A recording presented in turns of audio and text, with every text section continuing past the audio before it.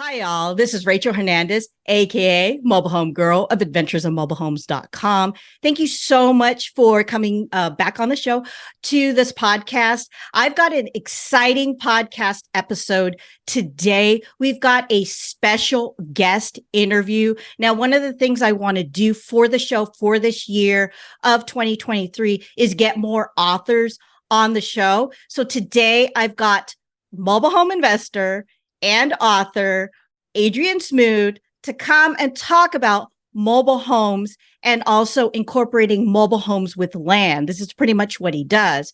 And Adrian is the author of the book, How to Buy Mobile Homes, The Unorthodox Guide to Capitalizing on a Hidden Niche in Real Estate Investing. So today, Adrian's going to share his story and investment strategy with mobile homes and land. And stay tuned, stay until the end, because Adrian's got a very special gift for y'all, a free gift for the listeners of the show today. So without further ado, welcome to the show, Adrian. Thanks, Rachel. Appreciate you having me. Thanks so much for agreeing to come on the podcast and on the show. I know that you wrote the book, How to Buy Mobile Homes, and then also you've been doing this for a while. So let's kind of rewind. Let's start back to kind of when you got started as a, if it's a real estate investor or if you started as a mobile home investor. Tell us your story of how you got started. So the quick version of my story is about 20 years ago, I was a tenant living in a house, and I was a terrible tenant. We have eviction notices because we had spaghetti wrestling parties, mud wrestling parties, pudding wrestling parties. Basically, you don't rent to 20-year-old Adrian. Now that forced me to need to solve a problem because we got tired of being evicted. So I bought a house, single family ranch style house, what most people invest in. I moved my friends in that helped me get evicted, learned the landlord side, why we were such terrible people in their house. Fast forward, I ended up buying another house, and I bought that at the top of the market, this last top where I had the adjustable rate mortgage, losing a little bit every month, but the bank said, don't worry, you'll refinance.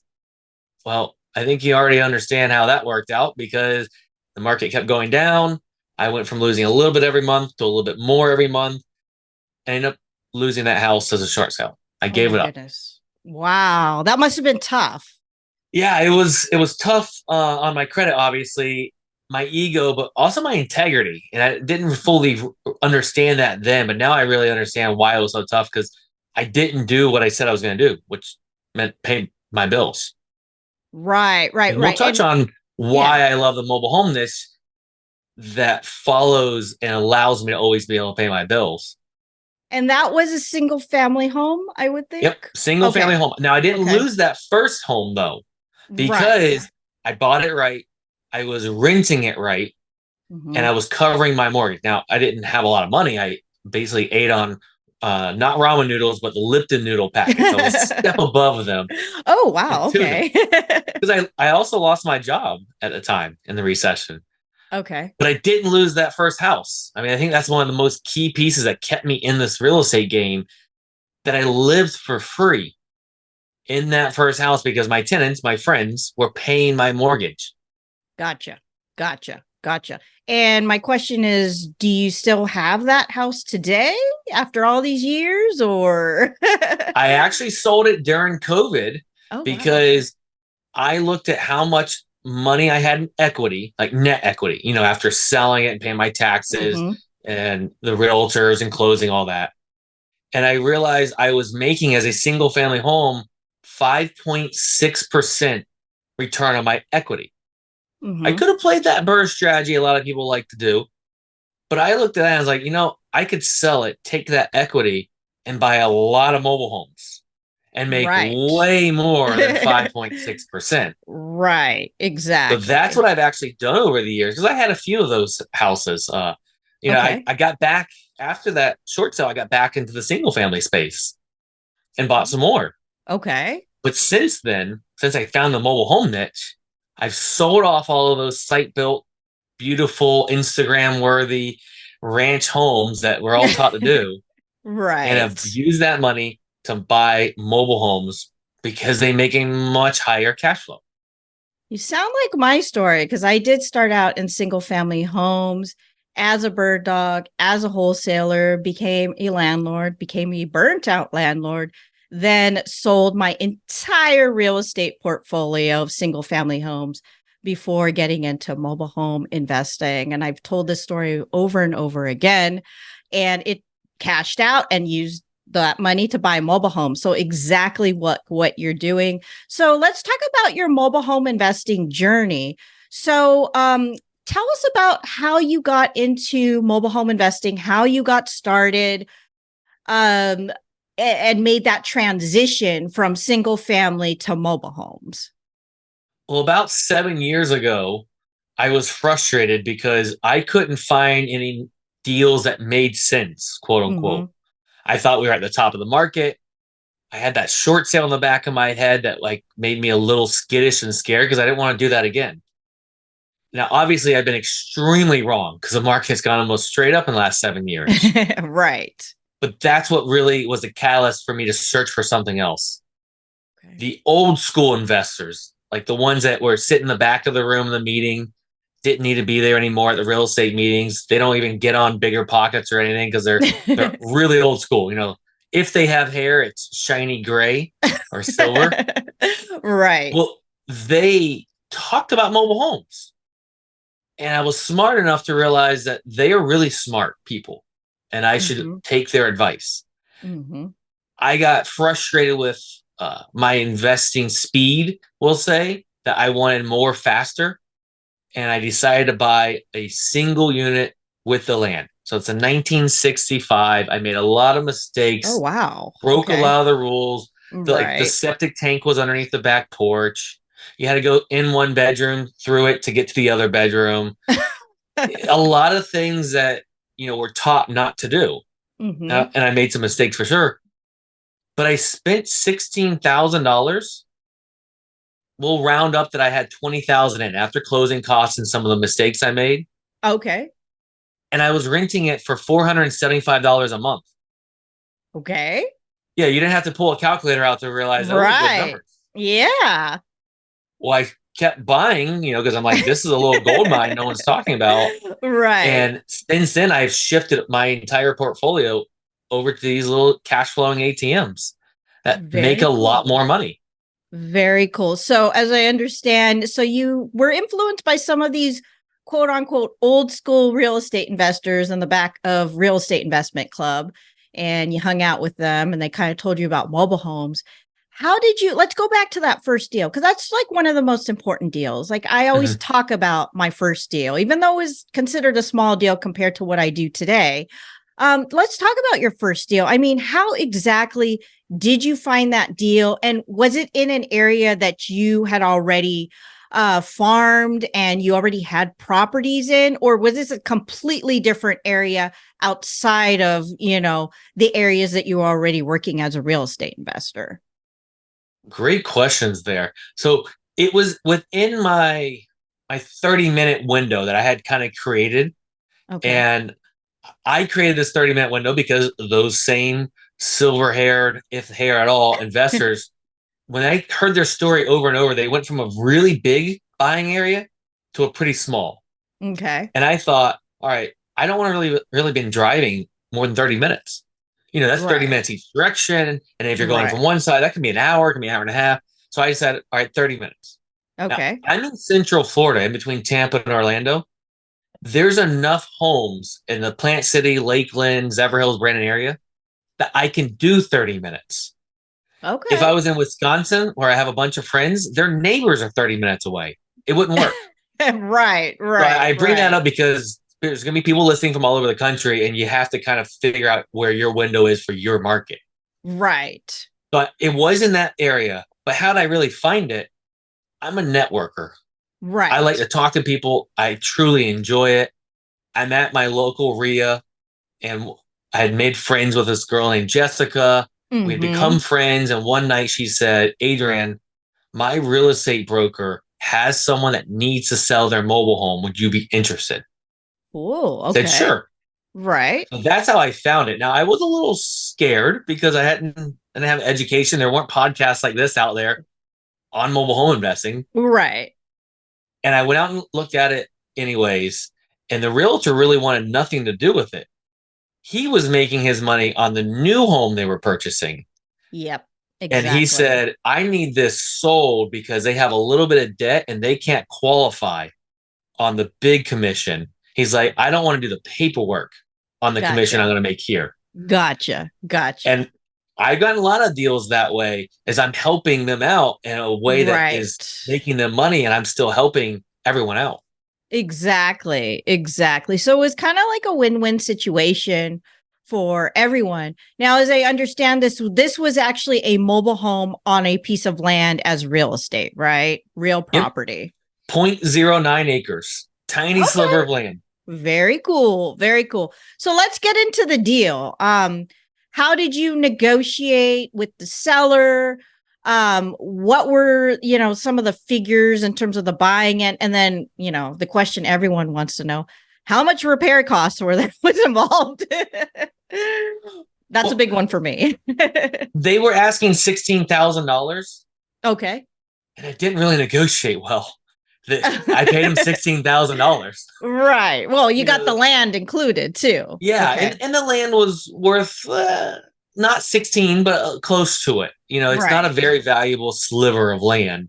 Okay. And part of my mentality, which is not the best thought process, but what can go wrong here at $16,000? 160,000 feels scarier than Right. 16,000. Right. So it Exactly. was a dollar thing. Once we get over that, we realize it's just zeros and it It's just all works zeros. out. Yeah, it's just zeros. That's what, But those when we're experienced investors tell me all the time. It's just zeros, Rachel. but when we're starting out, it's still scary. Yeah, it The is. zeros are scary.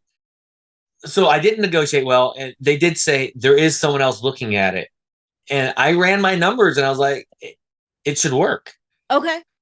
And what did I do repair wise? They were already living in it. There really Mm-hmm. weren't a lot of repairs to do. Now Okay. there's some stuff I skipped over and I didn't realize that the toilet was actually shaking. And as you know, a lot of people do their own work. So that Yes. was one of the reasons it was Yes. shaking because the plywood they had put down. So we had to do some repairs there. So there wasn't Okay. a wobbly toilet that was going to leak and cause even more repairs. Right. If I remember right, the water heater was outside of the home and not Okay. protected by the weather at all. Okay. And we get a lot of rain in Florida, so that's a terrible idea with electricity exposed and then just the metal exposed to the weather. So we had to close that in. Okay. And I don't remember all the other details of it was a few $1,000s of repairs that I thought weren't going to happen. Right. But Okay. then I found out, all right, well, we do need to make these repairs.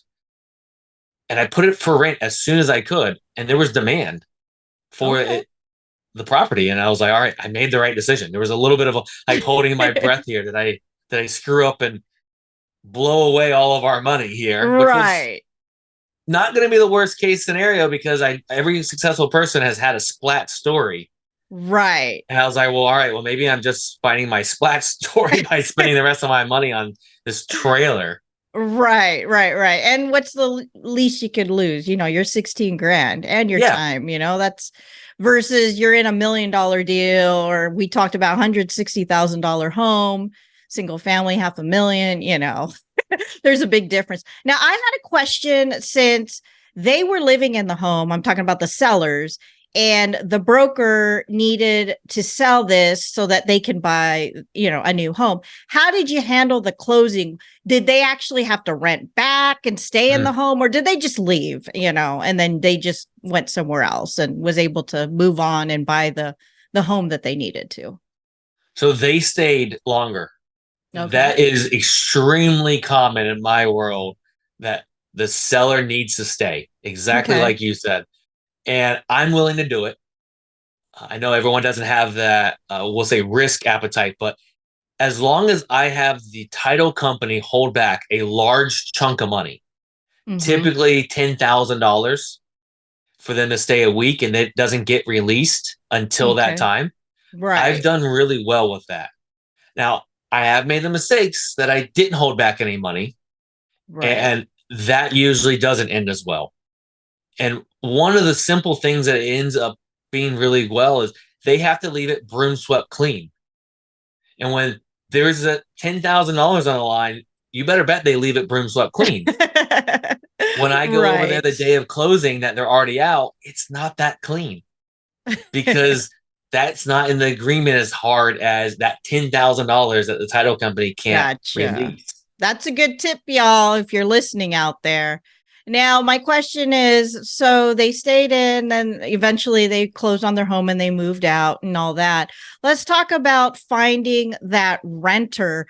You had mentioned you were really surprised. Did you do market research beforehand before buying the property? You just kind of bought the property and then just looked for tenants, or did you already know what you could rent it out for, once you closed on it and all that?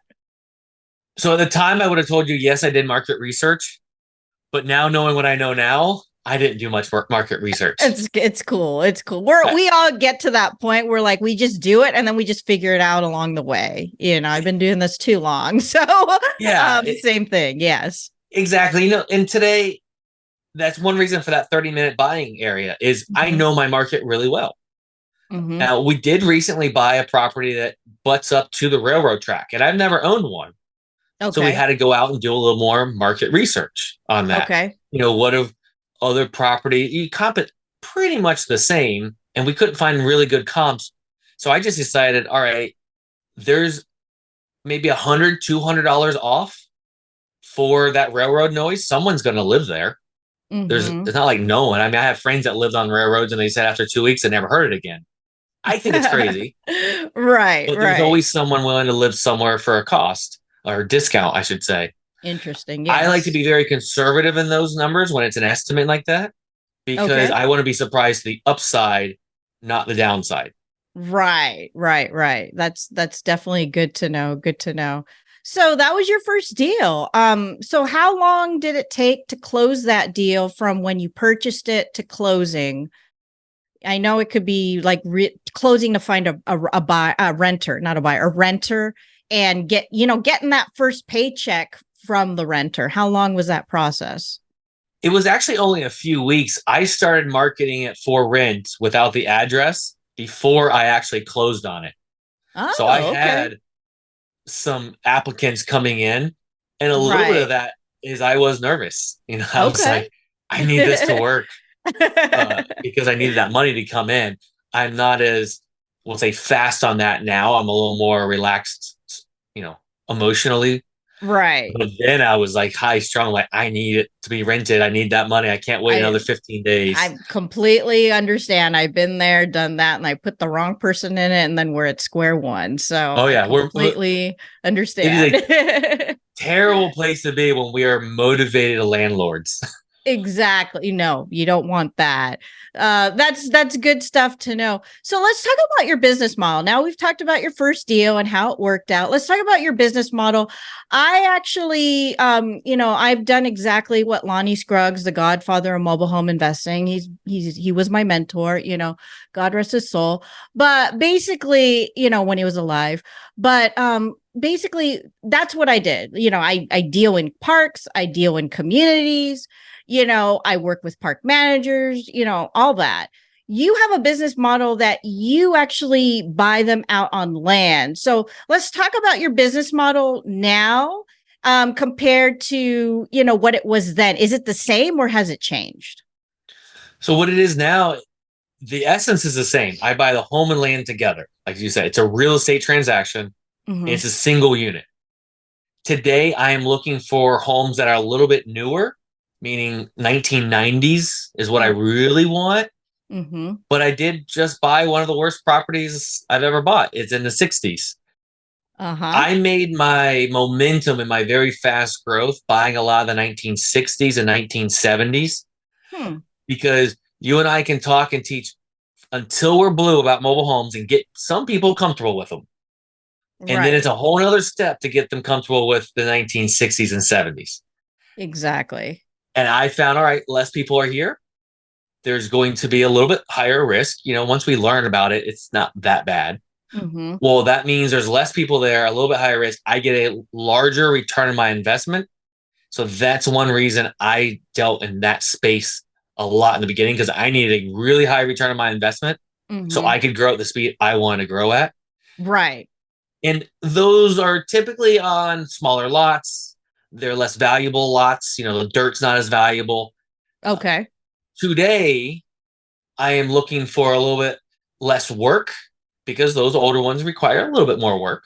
And Mm-hmm. I call them lotto tickets, where that dirt might get bought out by a builder one day. And, Right.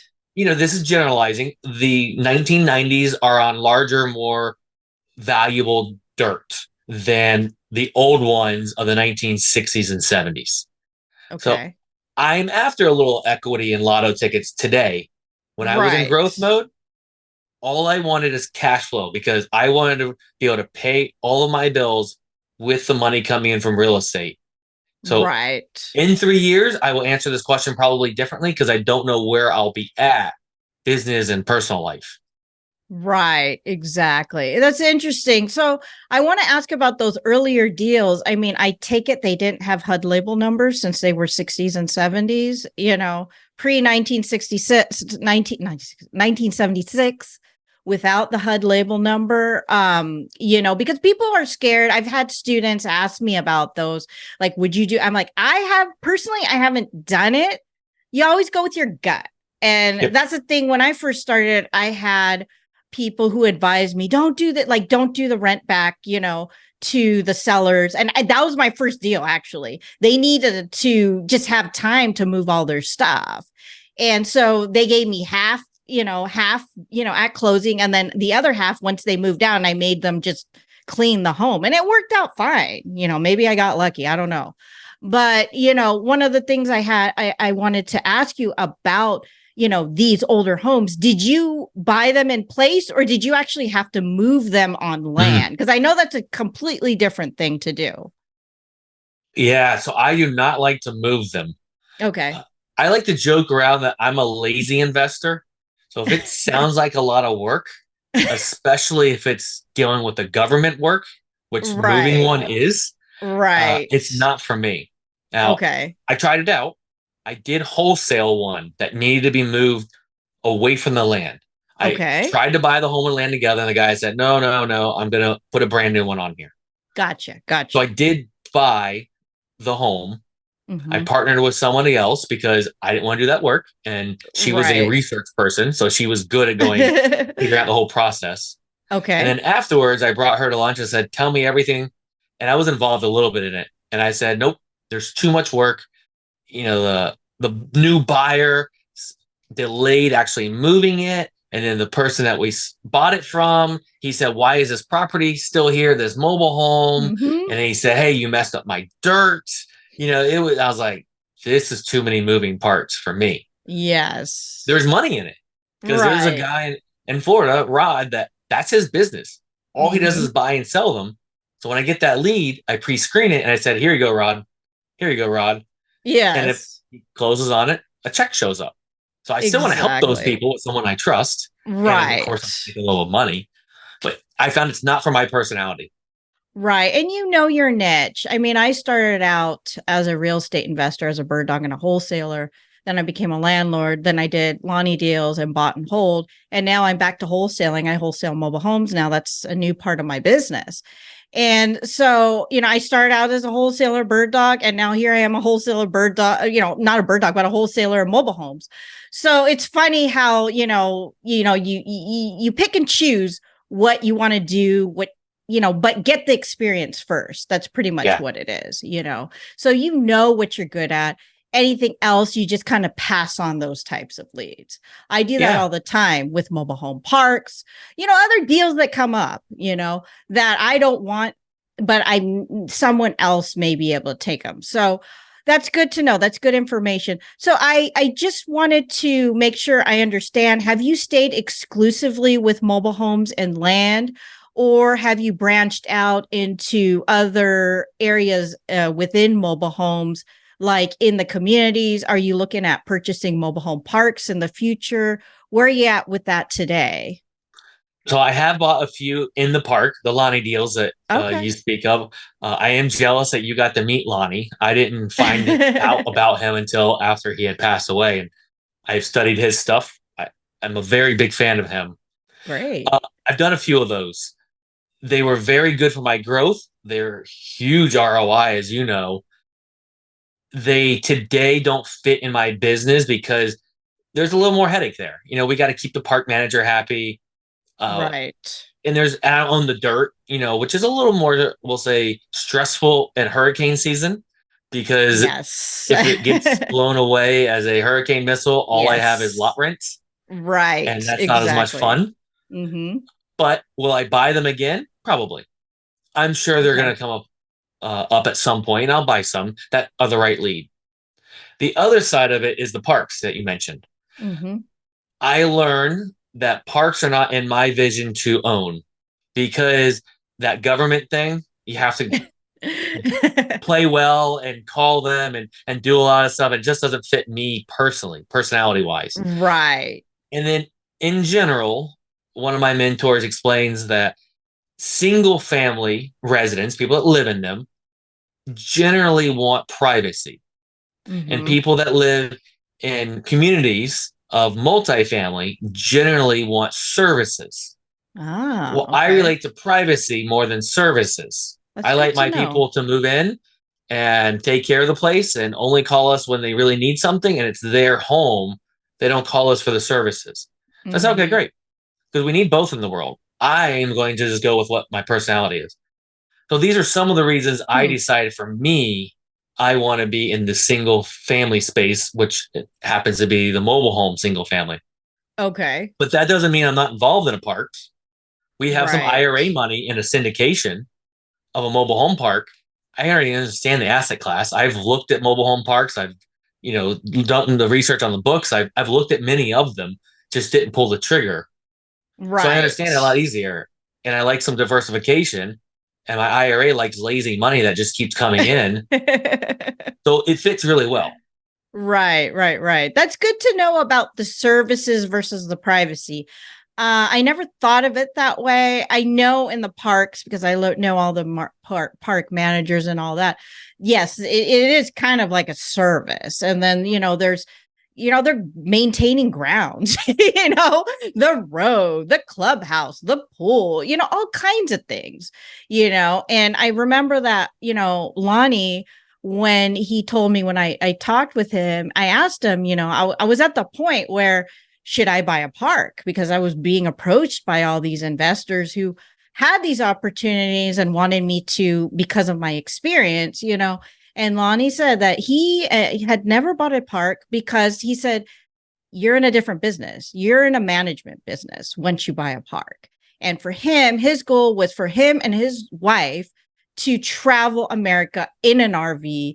That's why they did the Lonnie deals. That's why they continued to do them and become the bank. He went on to do give hard money loans and just be the lender. That's pretty much what he did for the duration of his life. So I had to think long and hard, and those opportunities still come my way. So, and it's always in the back of my mind, but it's at the point where, I'm kind of happy where I'm at right now. You know what I mean? So that's definitely good to know. So my next question is, I mean, we've talked about your story. We've talked about how you got started in mobile homes with land. We've talked about your first deal. Let's talk about someone who's brand new to mobile homes and they want to do this. They want to buy mobile homes with land because I have a lot of people who are interested in it. One of the things that gets in the way with people is funding. And I know that you had talked about, you had the cash from your portfolio just like me. What advice do you have to people who are interested in this niche but are having difficulty or kind of a hard time to get funding for these deals? They don't have the sources, they don't have enough cash built up. What can they do? In terms of that, what would you suggest they do as a beginner mobile home investor? So I absolutely love this topic. Next year, I actually want to teach a course on private money lending. Okay. Okay. So when we get to, if you have nothing, no money, no cash. Right. Obviously, you can use a bank. I am bank free. I do not use banks for any lending. I don't owe them any money, which is something I'm proud of. Right. So how do I fund stuff? Because no matter how much money I ever accumulate, it runs out really fast when we start Exactly. buying. So Exactly. I use private money, friends and family, and Hmm. I make them the payments. So they're IRAs, similar as I mentioned that one of our IRAs has money in a Mm-hmm. uh, mobile home park. Mm-hmm. So their IRA or their personal money lends money on the deal. Okay. I love that because I know the person's story. I know about them. I know where the money's going. I don't get any personal value out of paying Bank of America, Chase, or any other bank. It Right. goes to Right. the shareholders. And even if I'm a shareholder, it doesn't really go there. It's a tiny bit. Right. Right. So the other option is owner financing. And Mm-hmm. I love the topic of owner financing. Both of these are a relationship business that we have to build trust with the other person, either the seller or the friend family. So we need to build a lot of trust and rapport. So that doesn't mean you go in and you inspect the home and in 10 minutes you leave and leave them an offer. Right. I time block at least 2 hours, and now I'm starting to go into 3 hours just to see a property. And I Okay. go in and I talk about everything but the property and make them bring it up. Okay. And part of it is I'm generally interested. When you said Lonnie wanted to travel, I love traveling. It's a big part of my life. And Right. pretty much everyone out there either has traveled or they want to travel. Right. And we can easily get on that topic because I can see something hanging up from their travels. Okay. And then I'm generally interested in it. And I keep saying generally because it's fake and people can feel the fake if you're just doing it to try to buy the property. I Right. actually care about that topic. Right. And we talk and talk. So now I'm proving that I'm a real person and building that rapport. And that's the basis of being able to get funding from a human being because Mm-hmm. we invest in people that we know, like, and trust. Right. Exactly. And with the older mobile homes, like the beautiful one behind me that came with most of its siding, everyone knows it's not financeable. It's no secret here. The Right. sellers, a lot of times, understand more about owner financing than I would say most real estate investors Mm-hmm. because when they bought it, there was no financing. So the Right. seller financed it to them. I like to keep that topic very simple. I don't use the Okay. term owner financing. And let's talk about this one. If you were selling it and let's just say you were asking $20,000 for it, I would reply, Rachel, I can do that if it's on payments. And then I Okay. shut up like I just did. It was really awkward. I think it was 3 seconds. I'm supposed to do 5. Right. Oh, okay. Okay. But you just be quiet. And I would wait for you to reply. And you didn't say no right away, which means at least you'll entertain that topic. And then we just talk about it. Well, how much do Mm-hmm. you need a month? Because payment sounds simple. Financing gets it's jargon that can be confusing. And like, do we need an Hmm. attorney? Like, it becomes complicated. That's a good point. Keep it very simple. Payments, you know, oh, when they start asking about, oh, the paperwork, how are we going to, you know what? The ladies at my title company, that's what they're best at. That's what we're going to pay them regardless. So we might as well Right. make sure that they're going to make sure it's fair on both sides and everything. And that's what I do. Right. That is what they're best at. So I'm going to pay them to do it. Right. And I have gotten a Exactly. lot of owner financing deals and then other human beings. I can talk until I'm blue. That's why you can hear I'm getting passionate on the topic. I want to teach this because today we need this topic.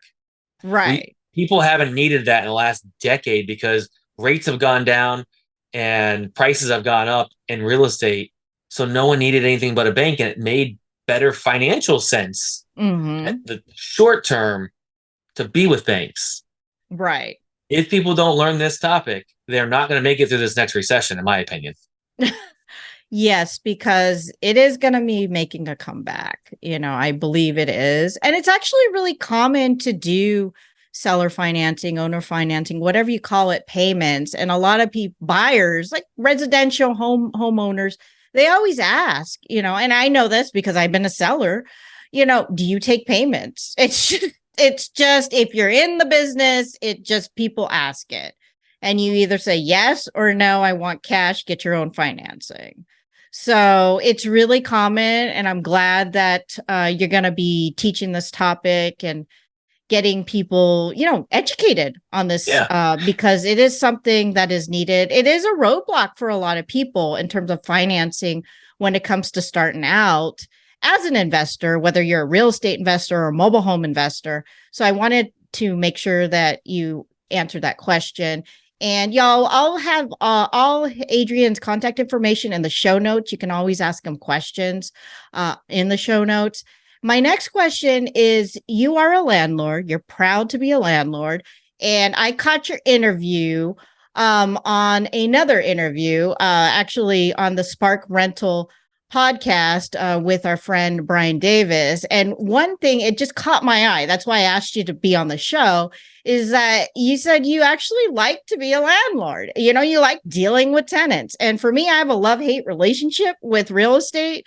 So I'm very curious to hear your advice to people who are kind of scared to be a landlord. Because, a lot of people, they approach me, they're like, no, I think I'm just going to wholesale. I don't want to be a landlord. I don't want to deal with toilets and contractors and fixing up properties, yada, yada, yada. I want to hear, what advice do you have for people just starting out who are afraid to be landlords within the mobile home, investing niche?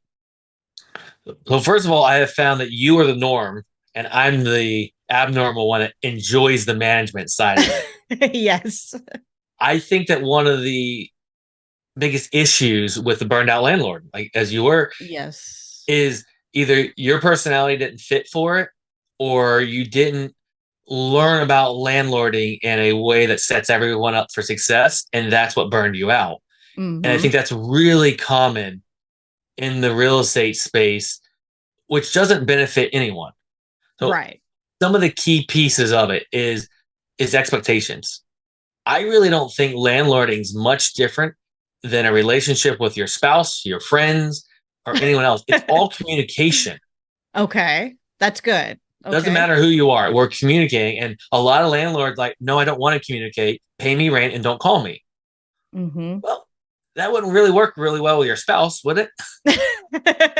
So it's very similar there. Also, the expectations, I think, is one of the biggest issues in all relationships. Again, friends, family, spouse, we have either too high of expectations with our spouse, and that causes problems, or we have expectations that we never communicate and we don't even tell it. So how can someone live up to that if we don't tell them? So how does this relate to being the landlord, which I like the term housing provider, and instead of tenant, resident? Yes, we I use set resident our expectations too. up very clear ahead of time. Okay. And everything. And one way to explain that is we review the leases. We do it on Zoom. That's one of the good things that came out of COVID for us. And it takes about an hour and a half to just review the lease, and you cannot sign it at that moment. Okay. Because we go through the whole thing. We talk about stories, why we have this one in here, what someone did in the past, why the attorney put this in here. And we go over the whole thing so they actually understand what they're getting into, not just, hey, here, sign here, press hard, and give me my money. And I was that guy at one point. When I was starting out, I was so scared for anyone to ask anything in the lease because I didn't understand it. I'd never read it myself. Right. But now I don't want you to even move in, because if you move in and you don't understand it, and in a month when I call you or email you and say, hey, why aren't you doing this? You're like, well, I don't remember that. Well, now I don't get that call. And if we do every once in a while, it's usually a few years down the road. And we say, hey, remember when we reviewed the lease on Zoom? And like, oh, yeah, I forgot about that. Because we talked about it. Right. And we don't allow people to sign right then, because not a lot of times, every once in a while, we'll get someone that it doesn't fit for them. They don't like these expectations that we're setting. Okay. And then they don't want to live there. And if I force them to live there, I refund their money, because they've already given a non-refundable deposit, and I refund it because I don't want them there either. Because if it doesn't work for them, they're either going to move out soon. And if they move out soon, well, I got to work all of a sudden. And if they move out soon, we have to do more money. You can't turn the property over every year and be profitable. It's not, the Interesting. math doesn't work. Interesting. Because I know So I people want who them to do move in, that. Right. and I want them to stay there the rest of their life. And when Okay. you pass away, I want your kids to move in. And I tell Interesting. them that. And they Yes. joke a little bit and it's sometimes a little awkward. And I'm like, but I'm serious, Rachel. This is your home now. We're here to help you, but it's your home to live in. And we want you to be safe, take care of it, and pay rent on time. And we're here to help and support that. Okay. Okay. So And these a are lot of long people don't get term. treated that way, Right. especially, we'll stereotype in the trailer trash space. There's some bad landlords in our space. Right. So now Right. when we get to treat people like humans and respect and give them all these expectations, they're even happier because a lot of times they've never been treated like this. Hmm. And they want to stay a really long time and they take care of the property really, really well. Interesting. So you're looking more for the long term tenant. And my next question is how do you, because for me, doing business in the parks, they run their own background checks and then I do my own. But how do you, ensure that, to check all that, like employment, background check, all that? Do you do it on your own? Do you work with a property management company? How does that work? So you're right. I am looking for a really long term. I will tell you, an ego part of me is I want to beat all of my mentors. And one of my mentors has 32 years, is the longest person that lived in his home. So I have Wow. to start now to beat his record. Oh my goodness. And I've got some mentors that have an average of their entire time was like 12 and a half years. Those are some impressive numbers. So, Yes. yes, I am looking for long term. To Okay. answer your question, though, sorry, I'm gathering my thoughts because that is literally a full day of information I teach on how do I make sure I'm getting the right person. Right. Most of it comes down to those expectations.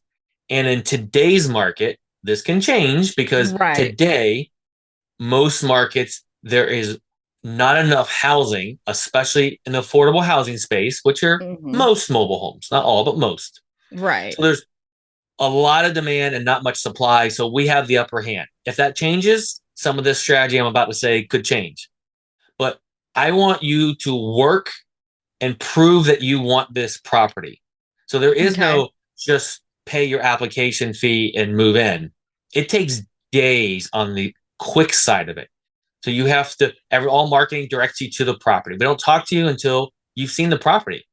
So you can't take the lazy Zillow clicking way. Those people don't make it. The people that need to Right. move tomorrow, they don't make it because if they need to move tomorrow into our property, they're going to move tomorrow out of our property.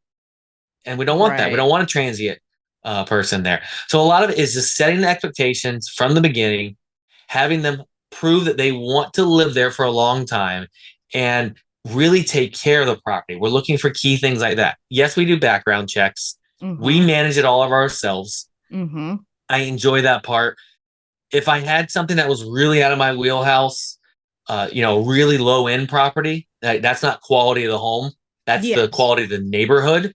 Mhm. I probably wouldn't buy it, or if I do, I would sell it to someone else. But for some reason, if I decide I'm going to keep it for myself, I probably will hire a property management that specializes in that type of neighborhood because that's not me. Right. My rule of thumb is I want a property that I have no problem sending my wife at night alone to. So that doesn't have you can't go on Zillow and find a map that tells you that. It's a feel for that for me. I want Right. where people want to live, not have to live. Right, right, right. You have a very interesting, I'll be honest, you have a very interesting model because most landlords, even in mobile homes, I mean, I'm the same way. You just put them in. I don't know how long they're going to be because I've had so many, Adrian, I'm telling you, divorce, health reasons, they had to move out of state, take care of family. It comes up all the, and divorce is like my number one. I even bought a mobile home in a park from an investor who got divorced, Yeah. and that was the rental property. So you have a very, very interesting model because I've never heard of this. I mean, I know that I know landlords who they've had their tenants in for years, but you are actually intentionally picking long-term tenants and you have a system for it, which I find very interesting. My next question Can I about add something? Sorry, sure, sure. I want to add an important piece that I didn't think of until you were repeating all that. A lot of times we think of marketing and think of properties for what we're looking for. Right. I have figured out who I want to live in my property, the avatar of the resident that lives there. Mm-hmm. And I've done research on that person. For me, it's a blue collar handyman, handywoman. Hmm. So now I've like, all right, what does he and she want? And now I pick properties and neighborhoods and stuff that they want to live in. They like a fenced yard. They like a little workshop. They don't care about Starbucks and Target. They care about Walmart and Mm-hmm. maybe an Advanced Auto Parts. So I'm thinking of them. Where do they want to live? And I go shopping for my resident. Hmm. Interesting. Now, Okay. how do I figure out who that is? That's a personal thing. I review now every time we move someone in, every time we move someone out. What do we do right? What do we do wrong? I grew up in a blue collar family and Mm-hmm. entrepreneur family. So I relate to that person. When they want to bring their barn animals or goats that most people don't want, I'm like, cool. I like goats. I like ferrets. I like rabbits. Right. Right. So there's, it's not like discriminating against different things. It's just who gets along with me. Like I can actually talk about their garden and their tomatoes that they're planting because I do it myself. I'm the same way. We're complete opposites because I came from corporate America. So I'm working in 4 and 5 star parks in different, Yes. completely different neighborhood. But I completely know where you're coming from. It's good because you know Yes. your resident, you know your renter, you know who to look out for, you know where the places they want to shop, market demographics and all that. Now, my next question is, since these are long-term renters, have any of them actually ever asked you, and how do you handle this? Like, I've been renting here for a while. Can I buy this from you? Have you ever come across that? That's just a question in the back of my Of head. course. Yeah, we have come across that. And really, sometimes the answer is yes, and sometimes the answer is no. Uh, Okay. this one here behind me, this was set up as a rental, and we are going to let them buy it. They've asked us about buying it. And we're like, yeah, we'll sell it to you. We're going to owner finance it because they don't have the cash for it. So we're going to Right. make some extra money on the interest and everything there. We have to comply with Dodd-Frank, of course. Mm-hmm. But if this dirt was one of those lotto tickets I talked about, my answer is probably no, because I am still in it for money. Right. And so it just really depends on the property itself. If the answer is yes or no, I'll tell you, we do give most of our residents, we give them the first right to buy it. And that's Okay. another thing that makes them feel very secure in this market, that people are just selling the property from under them and saying, hey, you got to move. Right. We tell them if we're ever going to sell the property or the owners are going to sell the property because we're a management company, Right. and that you will get the first option to buy it. Of course, it's at market price, but as the owner, who better to sell it to it than the person that lives in it, knows the property the best? You have no realtor fees. You're not going to have to fix it up or anything because they already own it. There's no move out and turnover. So why wouldn't we want to sell it to the person that lives there? So Right. we tell Right. all of our people, you get to be the first one to buy this if they're ever going to sell. Now, we don't like to Mm-hmm. sell very often, but you never know. Okay. Okay. And these renters, I mean, they're here long term and you're educating them that they need to, this is their home and they need to take care of the property. How do you handle repairs? Because that's a big one for a lot of folks. How do you do that? How do you handle that as a landlord? Well, we set those expectations very strong up front. Okay. Now, Rachel, whenever you have a repair, you need to send us the pictures of what it is, and tell us about it. And let's say it's a leaky faucet, under, or it's dripping underneath them. All right, Rachel, here's Jose's number. Contact our plumber, and you two make the time to work it out. Because Okay.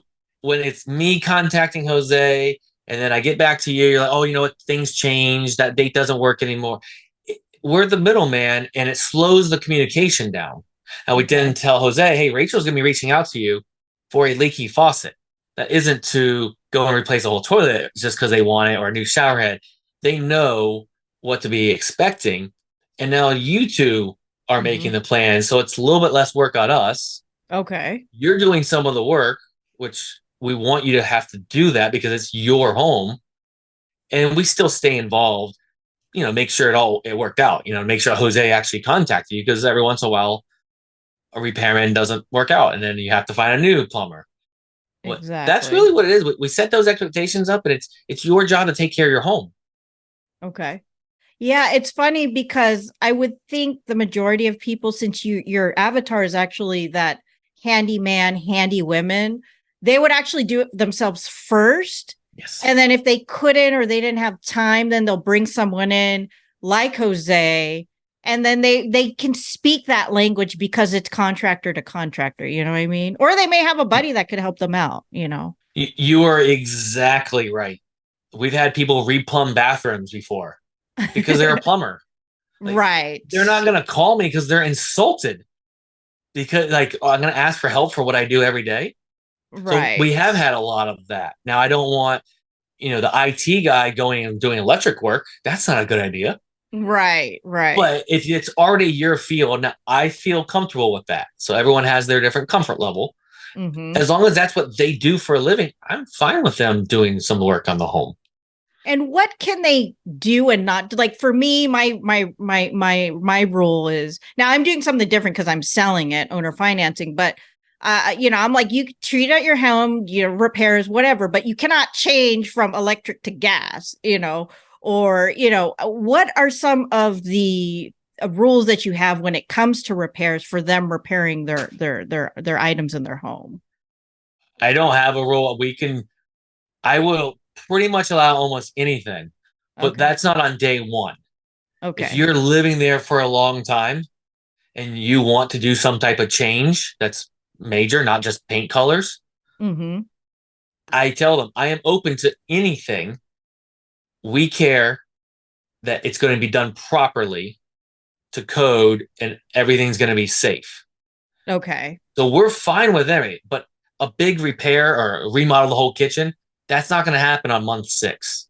We need to have a Right. longer relationship here before Mm. we do anything of that major. Okay. So it is a relationship. Now, since they're long-term tenants, I mean, are these long-term leases or do you have some kind of trial period in the beginning? We do a 1-year lease Okay. and then it goes month to month after that. And essentially, in Florida here, we have about 45-day to move out.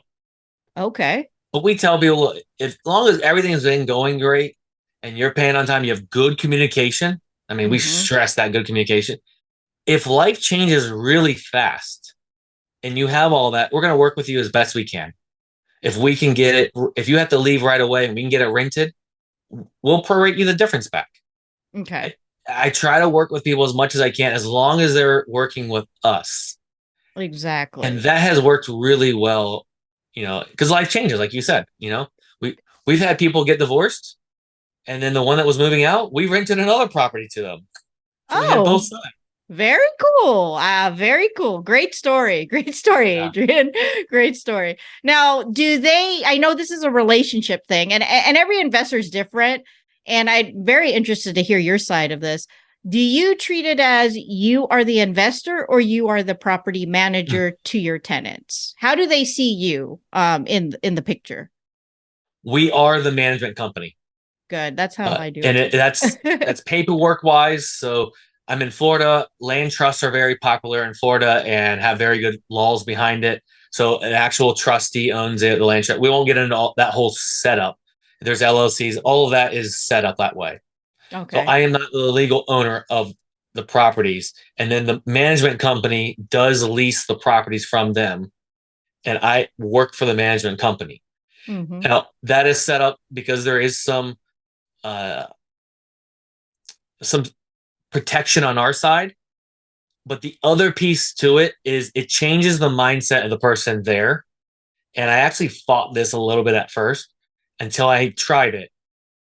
When we're on the same page, is like the management company and you, people work with us better.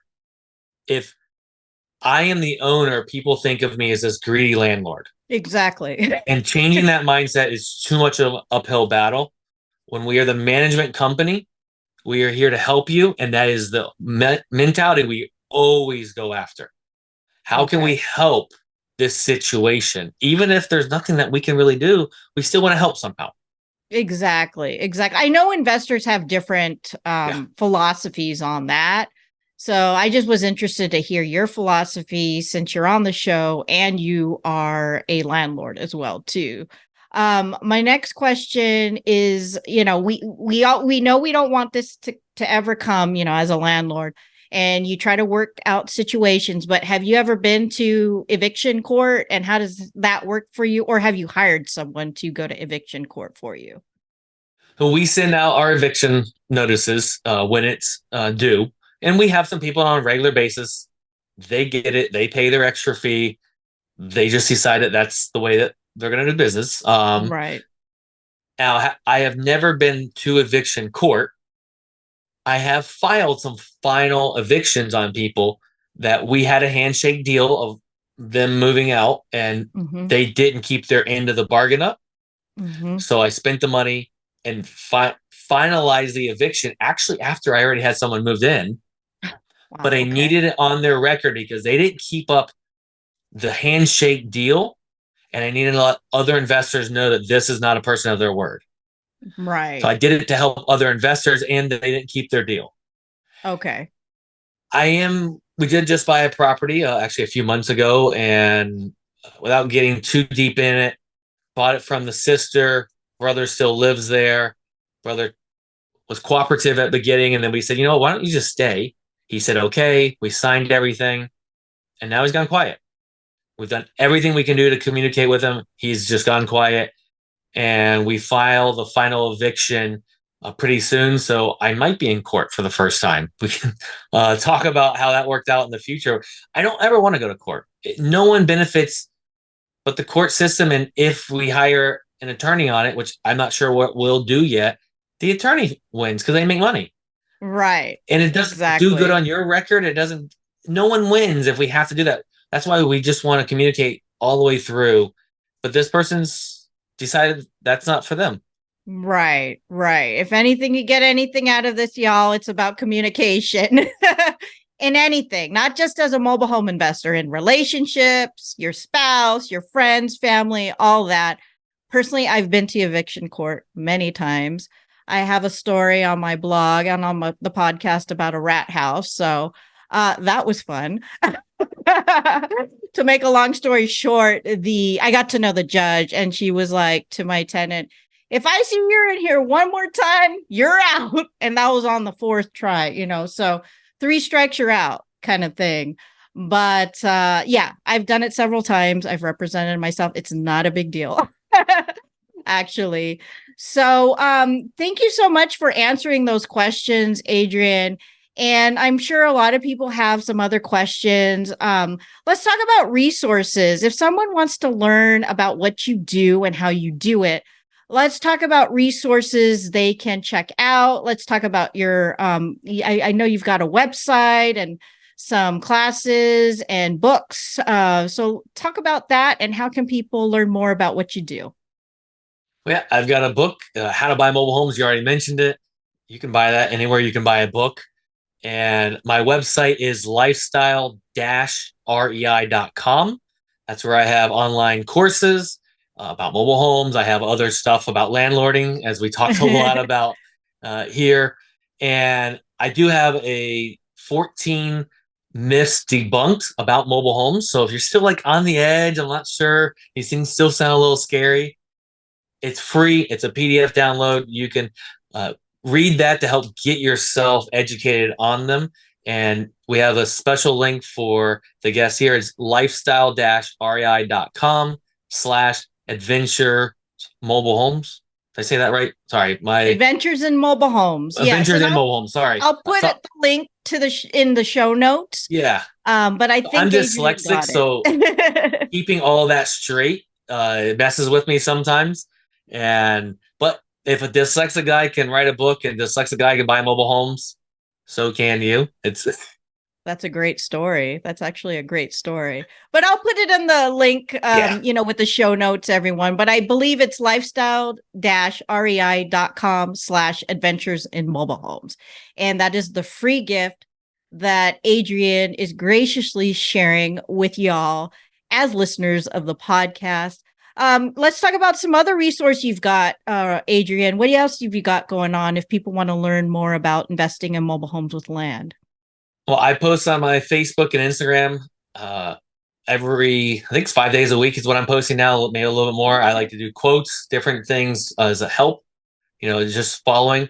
I attempt to get on bigger pockets, but I feel like every time I go and get the alert, you've already answered the question. I'm like, there's not a lot to add there. Or I'll add, a little piece from a different viewpoint. Right, But, right. I goal here is to add value, different places. And my book is one way. Then people that want a full course, I speak and teach around the country on it. But right now, I've backed that off, and I'm doing a lot of just online courses, which is the same thing. You get everything, Right. you're just not in person. Right. And yeah, I'm here to help if I can help. Great. And my last question is, I know you said you were based in Florida. Are you exclusively local, or are you actually branching out to different parts of the country with your So my investing in mobile my homes? address is local there in Plant City. My investments are local. I'm just not that local. So I love to travel, and I built the business that I'm geographically free. So as we're recording this, I'm actually in Maine. I travel around and run the business there. I don't have any desire at this moment to expand outside of that 30-minute little diamond, because that sounds like work. I got to find new contractors. I got to figure out new counties and state Yes. laws. Everything is new and more. I'm like, it works. I don't know what will happen in the future. Maybe I will, maybe I won't, but it works. And why am I going to disrupt something, shiny object, which us investors are notoriously bad with? Not going to do it. I'm going to just stick with what works until it doesn't work. Exactly. I'm a local investor myself, so I just had to get your perspective on that. And last question, last but not least, where can people find you? What's your website, and your social media handles if they want to follow you and learn more about you? So lifestyle-rei.com, that's the education Okay. website. You can also go to adriansmood.com. That's not a fancy site, but the important thing there is it has also my buying side, which is My Wife Buys. And the reason I tell people to follow that, even though you're probably not going to sell me anything, look at what's there and just redo that information and use it for your own marketing. I mean, that's really, there's nothing brand new in this world. We're just seeing other ideas like, oh, I like that. Put your own personal spin on it and regurgitate it. That's I how I do. find a lot of my marketing. I see other people's and, oh, I like it. Put my I little do. spot. I do remember you were My Wife Buys. I'm like, what is this My Wife Buys? So check it out, Yep, y'all. I that's haven't been there lately, but check it out and let me know. Oh, there we go. My so Wife that's the Buys Mobile t-shirt for whatever I'm Homes. buying. It's My Wife Buys Mobile Homes. Always bright That's, yellow. hey, you're ahead of me. You got merch. I don't have merch yet. Very cool. Well, thank you so much for coming on the podcast, Adrian Smood of lifestyle-rei.com. Thank you guys for listening. Be sure to check out that free gift, that free report that Adrian has in the show notes. This is Rachel Hernandez, aka Mobile Home Girl with adventuresinmobilehomes.com. Have a good one. Bye-bye.